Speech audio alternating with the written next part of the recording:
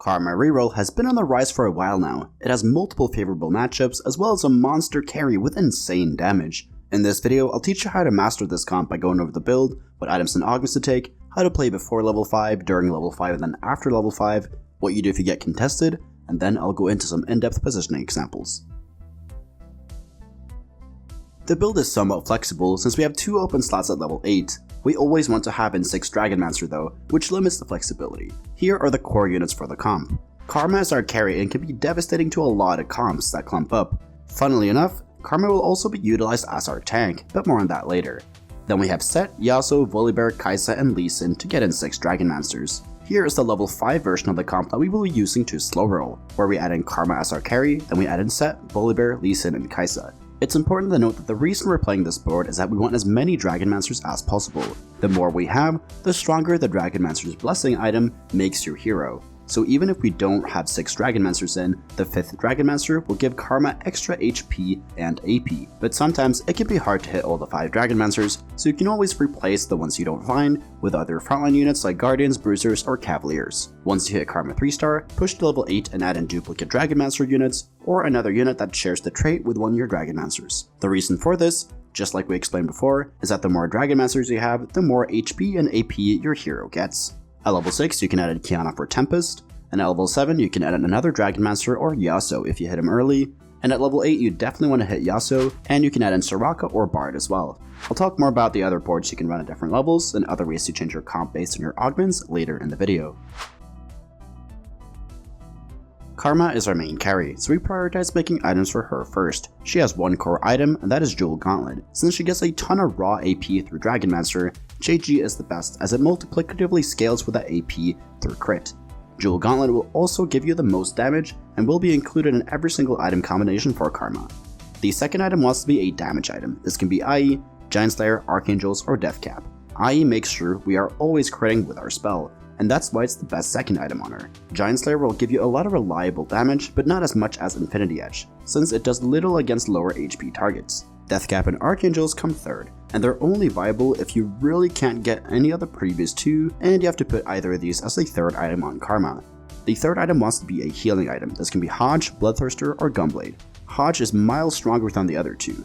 It will give you an earlier cast because it uses a tier, and it also gives you the most damage at healing. It's hard to get 3 gloves for IE, JG, and Hodge in some cases though, so BT and Gunblade can work fine as healing items, with BT being a tiny bit better since it gives the shield. The reason we're not building any mana items like Blue Buff is because we will be frontlining Karma. By doing this, she will gain mana while being attacked, and since she will be close to unkillable with both the Dragonmancer trait and healing from one of our items, she will effectively get that mana generating item for free. After you made Karma items, you want to make Kai'Sa items. Her best items are Morello for anti-heal and Static Shiv to shred enemy MR. You can also stack Chalice on Lee Sin to give AP to Karma, but prioritize Kai'Sa items over Chalice. If you get a Spatula, you have a dream game on your hands. You only want to create Dragonmancer Spat. This allows you to hit 6 Dragonmancer at level 6, and you are no longer relying on Yasuo to get that power spike. You can put it on any champion, but Qiyana is generally the best as she fits the best into our level 6 team. The best augments to take for this comp are Axiom Arc, AFK, Band of Thieves, Battle Mage, Blue Battery, Jewel Lotus, Cybernetic Uplink, Dragonmancer Conference, Dragonmancer Heart, Soul or Crest, Trade Sector, Preparation, Jewel Lotus, Thrill of the Hunt, Earth Grab Bag, Eye of the Storm, and Hero in Training. I mentioned a lot of augments there, and the best ones out of those are Axiom Arc, Hero in Training, any augment that gives you an extra Dragonmancer, Thrill of the Hunt, Earth Grab Bag, and Jewel Gauntlet. If all that info was a lot to take in, then check out the cheat sheet for this comp. It's available for patrons and YouTube members. Here is the quirky cheat sheet from last set, so you know what to expect for the Karma reroll cheat sheet that is available right now. The carousel priority for this comp is Glove, Rod, Tier, then Cloak. From there, we go for the 4 Dragonmancers immediately if possible. But some other openers that work are True Dragonmancer and then add in any 2 frontline units like Bruisers, Cavaliers, or Guardians. And once we have found our comp, we need to make items, and you want to make Jewel Gauntlet as soon as possible. Hand of Justice will also be an acceptable item to slam if you find it early, however we want to wait with IE, as it prolongs our Jewel Gauntlet and doesn't have any standalone value until we pair it with JG. The goal with this comp is to be level 5 with 50 gold or more on stage 3-1. Therefore, we never push levels with this comp. Because of this, it will be hard to win streak in the early game, but it can happen in some games. Therefore, you want to play for a 5 loss streak most of the time. And if you want to learn more about how to play the early game, check out my guide where I go in depth on that subject. After the Krugs round, you should have more direction towards a comp. The general requirements to play Karma is to have at least Karma 2-star and at least one good Karma item already made. Much like the early game, we can play the mid game aggressive or passive. If you are win streaking from Krugs, you can roll a bit on stage 3-1 to find a couple of upgrades if you're close to some 2-star champions, especially if it is Dragonmancer champions.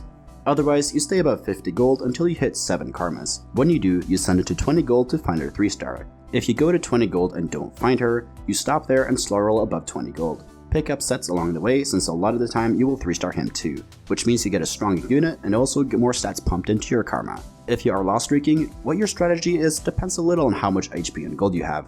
What I do most often if I am lose streaking is that I maintain it if possible, but it's more important to preserve your HP, so always play your strongest board unless you are on a 4 or more loss streak before Krugs. In that case, you lose the next fight by any means you can to make sure you get more gold. Streaking with Karma isn't very common since it's hard to do either one. Often you won't be the weakest one, but not the strongest one either, which works great for us since we want to preserve HP and hit Karmas as fast as possible to turn the game around in our favor. But if you should reach 50 HP or lower, you have to roll down for your Karma 3. The goal is to hit this board and stabilize off a Karma 3-star and these 2-star units. Once you start slow rolling, your 3-star priority is Karma then Set. Karma is our carry, so we need to 3-star her, and Set is just the easiest to hit, and therefore he is second as he's also a 1 cost. The other 3 you very rarely try to 3-star, because you want to hit level 8 as soon as possible after you hit Karma 3-star. Once you hit Karma 3, push to level 8 as fast as you can. You want to get the best odds as possible to get Yasuo fast. Other than that, the only noteworthy thing is to not hold on to Kai'Sa, Lee Sin, or Voli on the bench. You only want to 2-star them. If you are 2 or more offset 3-star, then as long as you're not losing econ wholly onto him is fine. If you get contested, what you do depends a little on how you get contested. You can get contested by somebody else trying to play the same comp, or you can get partially contested by someone else playing a 2-star version of Karma, Set, and Lee Sin. If you get partially contested, you're not really worried, as you can still easily hit Karma 3-star. In the case where you get full contested on this comp, you have 2 options. The first one is to use Karma as an item carrier, and then look to play either Deja or Dragons. Depending on what items you've made, you can even pivot into Siphon. The second option is to contest. Usually this is the best thing to do if you are contested by 1 player, since 2 players can still 3-star Karma. If there are 2 people contesting you, then you need to look at how many Karmas you have and consider rolling down earlier and not just slow roll above 50. The impactful spells are Lee Sin's Kick, Karma Spell, and Yasuo's Ult. All spells will target the closest enemy, which is why we can do some really nasty combos with them. General positioning with this comp looks like this. We have Karma in the corner, which means she will take a lot of aggro and gain mana fast. Lee Sin is beside her to kick away a tanky target that Karma can't get through. This works nicely because Lee Sin will kick the target into the enemy backline, and Karma will send her spell, which steals AoE damage and hit the backline as well as the tank. Yasuo is in the frontline since he is hard to kill, and he will hit a big AoE knockup. Set is just another frontliner to soak up damage. Kai'Sa, Bard, and Soraka are spread out in the backline to stay safe, with Kai'Sa behind the Karma and the rest of your frontline to safely apply anti-heal to the champions Karma is attacking. Volibear is in the backline to help deal with assassins, but also so we don't have too many frontliners, which could mean that Karma doesn't get focused in the wrong matchups. Against the first guy, the big threat is Soya and Siphon. We stay like this for Yasuo to get a massive knockup and Karma to absolutely delete their frontline. It is very common for Siphon players to position like this, and this is why Karma shines. She absolutely obliterates the entire team. One spell will hit Soy, Pantheon, Siphon, the Jade Statue, and Jace if he ults before Karma. From there, it will be easy to clean up for Karma, and the fight is over with 2 or 3 Karma casts. At the same time, we aren't putting Karma in danger from Soy or Siphon, since they will both target Set. While all this is happening, Kai'Sa is applying anti-heal to the enemy frontline. Against the second guy, the big threat is Hecarim and Shyvana. To counter these champions, we have clumped up in front of Shyvana so she targets Voli, Yasuo, and Set. We have angled the Hecarim so he won't hit Karma and will hit a few champions. We have identified that Saya is right corner, so we won't position our Karma there too. With this positioning, Lee Sin will kick Sejuani into the enemy backline, and Kai'Sa will hit all 3 with 1 ability and start cleaning up the fight. Yasuo needs a bit of help in the frontline this time, so we move Volibear up and angle him for a massive 3-man knockup. Against the third guy, the big threat is Rakan, Zyra, and Bard. We have sent Yasuo and Volibear to the right to bait Rakan, while also giving Yasuo a giant ult opportunity. We have Volibear and Set to the edges to move up and hopefully get into the enemy territory to split up the Zyra's ulti. That's also why we have moved Bard up a step, so that if she chooses the backline, we don't want our most important unit in this matchup to be CC'd. We are also split up on multiple fronts to make Bard ult Kai'Sa and Soraka if possible, since they won't do too much in this matchup. Once again, we have the Lee Karma combo to tank damage and kick Zac into the enemy team and let Karma get a massive 5 to 6 man ult.